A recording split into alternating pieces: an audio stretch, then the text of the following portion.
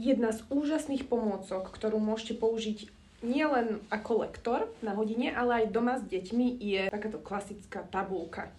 Určite sa ubezpečte, keď budete kupovať, aby bola magnetická a aby napríklad ste mohli na ňu dávať rôzne magnetky.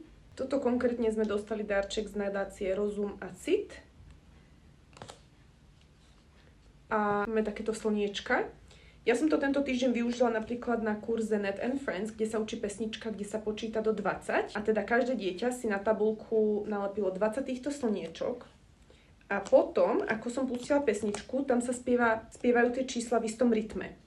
1, 2, 3, 4, 5, 6, 7, 8, 9, 10, 11, 12 a tak ďalej. Takže veľmi to bolo zaujímavé pre deti. Aj to bola dosť výzva ísť podľa toho rytmu tej pesničky.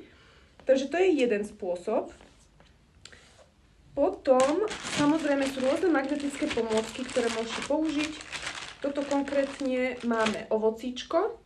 Takže aj s ovocím krásne deti vedia pracovať a naozaj toto môžete aplikovať od toddlers. Určite veľmi ocenia, že si môžu takto nalepiť na svoju tabuľku ovocíčko.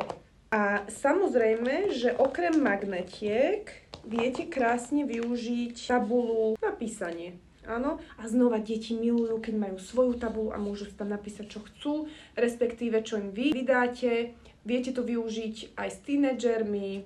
Naozaj takéto tabuľky mať pre každé jedno dieťa je úplná paráda. Dajú sa kúpiť samozrejme aj menšie, ale znova, aby boli magnetické, tak tie sú väčšinou takéto väčšie.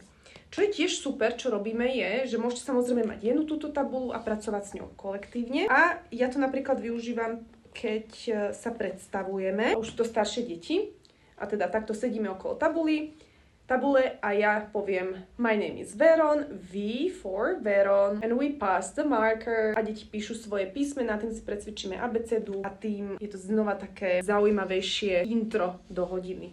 Takže tabuľky majú veľký úspech u nás. Vyskúšajte.